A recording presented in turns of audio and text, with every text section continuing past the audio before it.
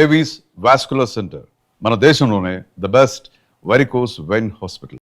గంగాధర్ గారు, మీరు ప్రస్తావించారు కాబట్టే ఇందులోకి వెళుతున్నాను.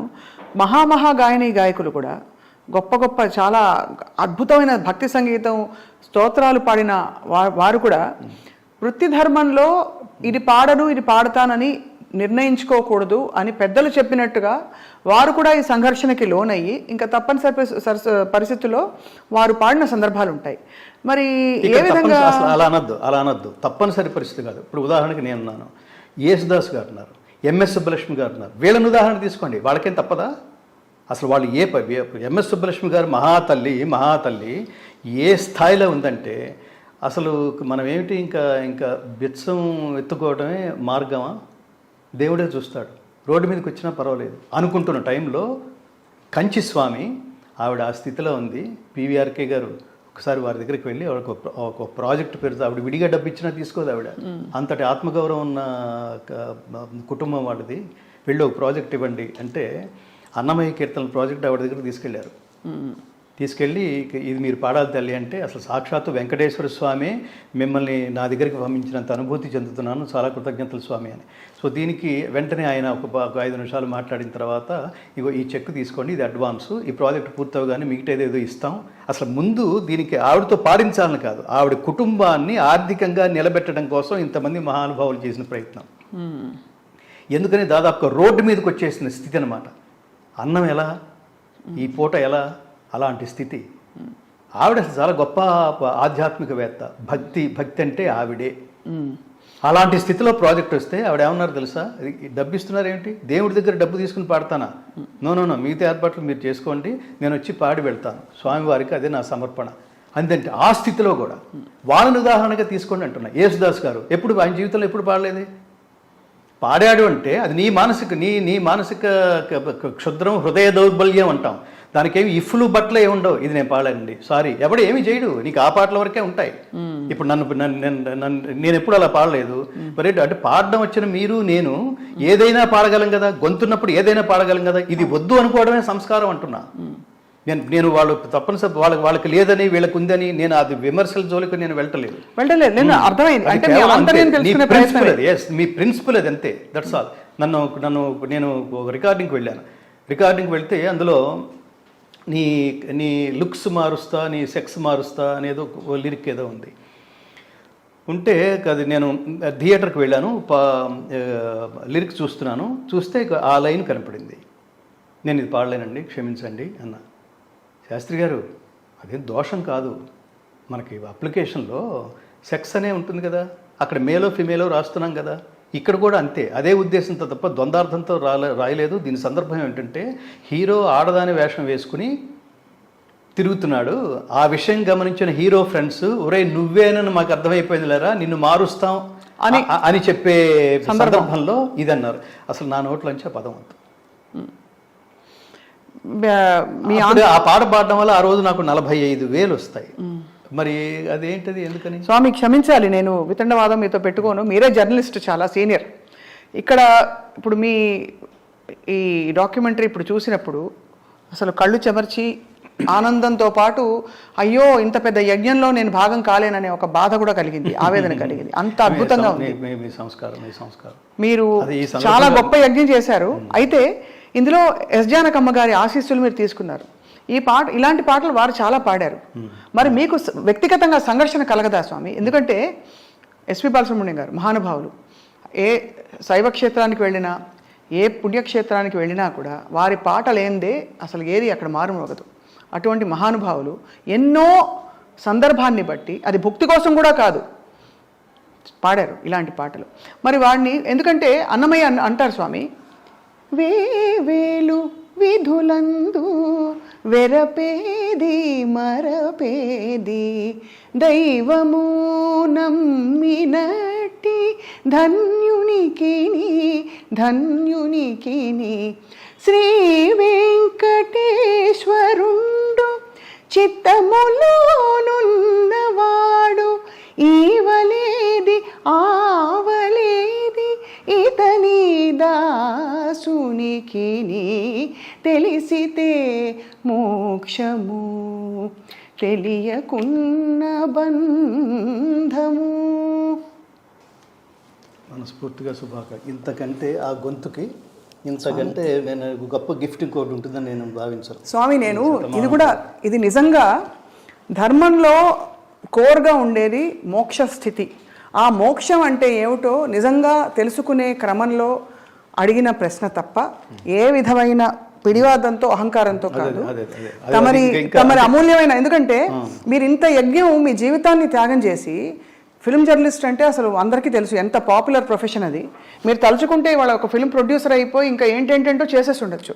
అది కాదు అని ఇది ఎంచుకున్నప్పుడు, మీరు ఈ మార్గంలోకి వచ్చినప్పుడు స్వామి, మీకు ఇంత నిర్దిష్టమైన అనుభవపూర్వక అభిప్రాయాలు ఏర్పడినప్పుడు ఇది తెలుసుకునే ప్రయత్నంగానే అడిగాను నేను. మనం ఏ విధంగా అంటే ప్రపంచంలో చుట్టూ చూస్తే ఎక్కడో అక్కడ ప్రతి చోట ప్రతి వారి జీవితంలో అది భుక్తి కోసమో ముక్తి కోసమో తెలియకో అక్కర్లేకో కావాలనో అనేక రకాలవి జరుగుతున్నాయి. ఇటువంటి ప్రయాణంలో మనం అందరం భగవద్బంధువులు అనే ఒక అంతర్మథనంతో మనం ఎలా కలిసి ప్రయాణించవచ్చో తమరి నోట వినాలనుంది స్వామి. ఇప్పుడు కలియుగంలో ధర్మం కలియుగే ప్రథమ పాదంలో నడుస్తోంది. ఈ ప్రథమ పాదంలో కూడా కుంటుకుంటూ అది నిజంగా ఒంటి పాదంతోనే నడుస్తోంది. ఈ ధర్మ మార్గంలో మీరు వెళుతున్నప్పుడు ఎదురయ్యే దారుణమైన సంఘటనలన్నీ పరీక్షలుగా భావిస్తేనే మీరు చిట్ట చివరి ఒక క్యారెక్టర్తో నిలబడతారు. ఇది గుర్తుపెట్టుకోండి. ఇందులో ఇఫ్స్ బట్స్ ఏముండవు. నేను ఈ మార్గంలో వెళితే నాకు 10,000 వస్తాయి, ఈ మార్గంలో వెళితే 10 కోట్లు వస్తాయి అనుకోండి. That shows your character. నాకు 10,000 చాలు అనుకుంటే that is the character. That is your character.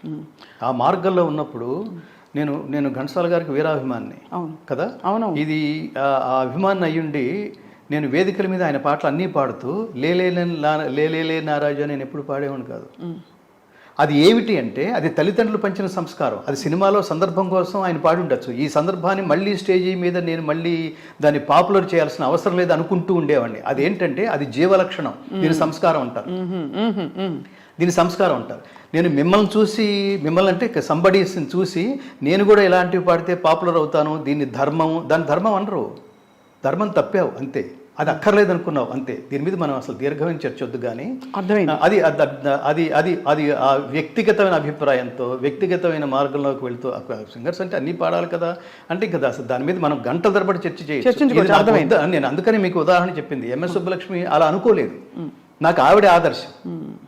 నేను ఘంటసాల గారు పాడే అనేక పాటల్లో నేను అసలు హైదరాబాద్ వచ్చింది నా జీవితంలో నేను ముగ్గురిని చూద్దాం అనుకున్నానండి. అది కుదరలేదు. అది మొదటి మహానుభావుడు ఘంటసాల గారు. ఘంటసాల గారి మీద నాకు అభిప్రాయం ఏర్పడే సమయానికి బాలసుబ్రహ్మణ్యం ఆయన పాటలు ఉధృతంగా అసలు సమాజంలో నాకు వినిపిస్తున్నవి అవి. నేను 10th క్లాస్ ఇంటర్మీడియట్కి వచ్చే టైంకే అసలు విపరీతంగా చిరంజీవి గారు ఇవి ఆ డ్యాన్స్ పాటలు కదిపే పాటలు అప్పటికి నా చెవిని పడలా, కుదిపే పాటలు ఎక్కువ పడ్డాయి.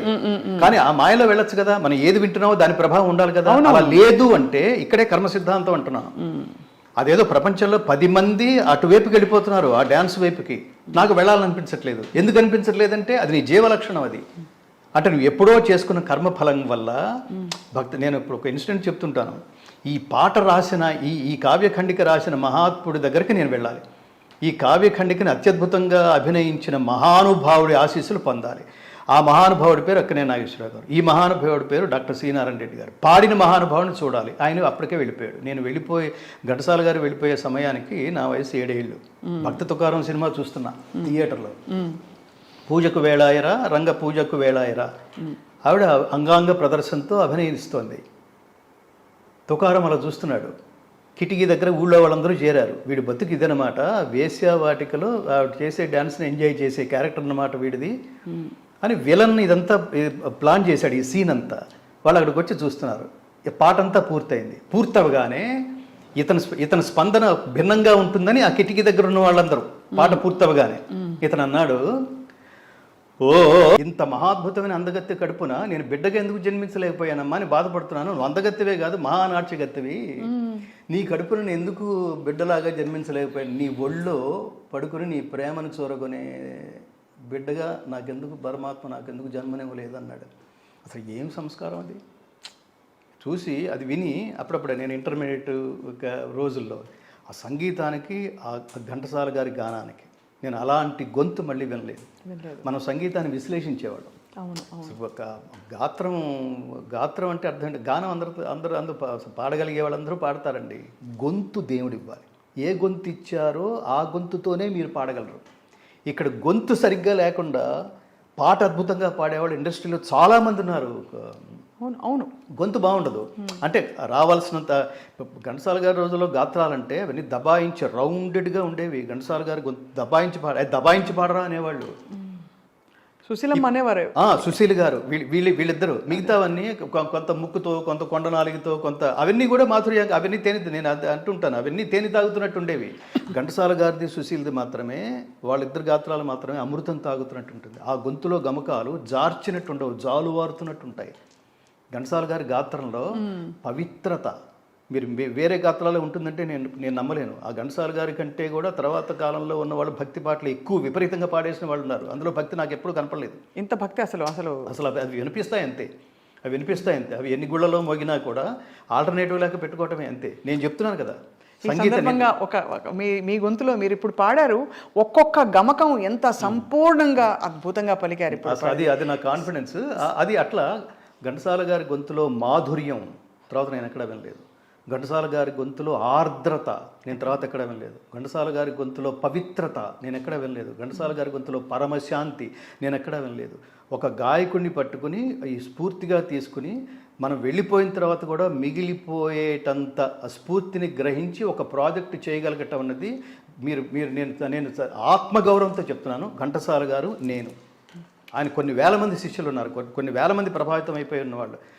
ఆయన నాకు ఇచ్చిన స్ఫూర్తిని నేను స్టేజ్ల మీద పాడుకుని క్యాష్ చేసుకోవటం కాదు, నా యావదాస్తి దానికోసం నేను చేసి ఆయన అసంపూర్ణంగా గానం చేసిన భగవద్గీతని కంప్లీట్ చేసి జస్ట్ రికార్డు కోసం కాదు స్వప్న గారు, రికార్డు కోసం కాదు, దీన్ని జనసామాన్యానికి తీసుకువెళ్ళి భగవద్గీత ప్రచారం కోసమే నా జీవితాన్ని అంకితం చేస్తాను. హరిని కీర్తించు నా నాలుక నరుని కీర్తించదు అని అన్నమయ్య ఎలా అన్నాడో అంతటి స్ఫూర్తిని ఘంటసాల గారు ఈ దేశంలో ఒకడికి ఇవ్వగలిగారు అంటే అది నేనని గర్వంగా చెప్పుకుంటా. ఆయన పాట కాకుండా ఇంకెవరి పాట అయినా కనుక నేను ఆదర్శంగా తీసుకుని తర్వాత కాలంలో ఏం చేయగలిగి ఉండేవాడిని నేను ఆలోచిస్తే సమాధానం 0 అని వినిపిస్తుంది నాకు. అవును. ఇంకా ఎంత గొప్ప గాయకుడైనా ఆయన్ని ఇన్స్పిరేషన్గా తీసుకుని నేను ఇప్పుడు తర్వాత ఆయన కొనసాగింపుగా ఏం చేయగలను అంటే ఒక్క సబ్జెక్ట్ లేదు స్వప్న గారు, ఒక్క సబ్జెక్ట్ లేదు. వాస్తవం. And for more videos, please subscribe to iDream. Please subscribe to iDream. Please subscribe iDream. And please subscribe to iDream. For more videos, subscribe to iDream. Please like, share and subscribe to the channel. Congratulations, iDream. subscribe to iDream. Subscribe to iDream. So subscribe to iDream Media. iDream team andarki huge congratulations. Please subscribe iDream Media. Please subscribe to iDream. Subscribe iDream. Please subscribe to iDream. iDream అంటే నా కళల ఛానల్ను subscribe చేసుకున్న నోరు తిరుగుతలేదు, మీరైతే గంట గుర్తు కొట్టండి. For more such videos, please subscribe to iDream. Subscribe to iDream. Please subscribe to iDream. Please subscribe iDream Media. Please do subscribe to iDream. Please subscribe to iDream Media. For best entertainment and information, please subscribe iDream. And don't forget to subscribe to iDream.